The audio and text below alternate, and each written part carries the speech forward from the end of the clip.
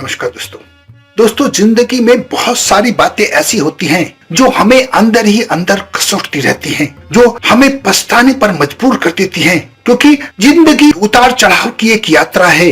इसमें बहुत सा कुछ गलत होता है और बहुत सही भी होता है, लेकिन फिर भी एक इंसान को इन बातों का कभी पछतावा नहीं होना चाहिए। नंबर 1, अगर वाद विवाद में किसी के सामने आप झुक गए हो, इसका मतलब यह है कि अगर आपकी जिंदगी में कोई ऐसा क्षण आया है जो आपको तनाव दे गया हो, किसी वाद विवाद में या किसी बात की वजह से आप सामने वाले के सामने झुक गए हो, अपनी हार मान ली हो, तो मन में उसका पछतावा नहीं होना चाहिए। आपको उसमें से पॉजिटिविटी ढूंढनी होगी। अगर रिश्तेदारों के सामने झुके हैं तो आपने रिश्ता बचा लिया। जिस भी व्यक्ति के सामने झुके हैं, चाहे वो दोस्त हो, चाहे वो रिश्तेदार हो, चाहे वो आपका पड़ोसी हो, आपने उस रिश्ते को बचा लिया है, ये याद रखना। आप झुक गए हैं, ये याद मत रखना।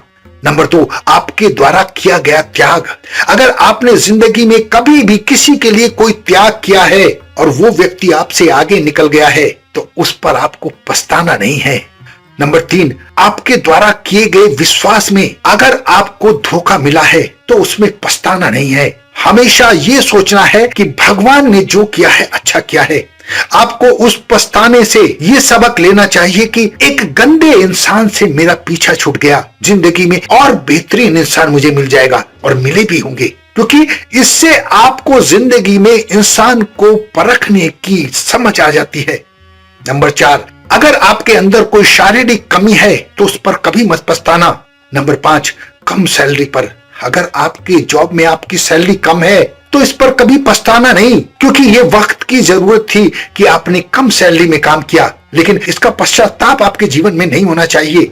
नंबर 6, गलती से अगर आपने किसी को दुख दे दिया है तो उस पर पछताना नहीं, क्योंकि कई बार जीवन में ऐसा हो जाता है कि हमारी वजह से किसी का दिल दुख जाता है। हमने गलती से ऐसा कर दिया, इस पर पछतावा नहीं। ये सोच लेना कि ईश्वर की शायद ये मर्जी थी, लेकिन जानबूझकर किसी को दुख मत देना।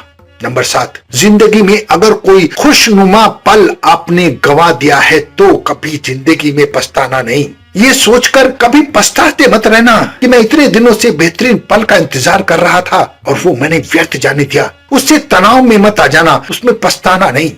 नंबर 8, जिंदगी में अगर किसी अपने को खो दिया हो तो, जिंदगी में आपका अपना कोई प्यारा अगर आपसे बिछड़ गया हो या दूर चला गया है तो पछताना नहीं। ये सोचना कि जिंदगी में इससे हमारा साथ यहीं तक था। जिंदगी में सबको पाना, सबको साथ लेकर चलना संभव भी नहीं होता है, इसलिए पछताना नहीं।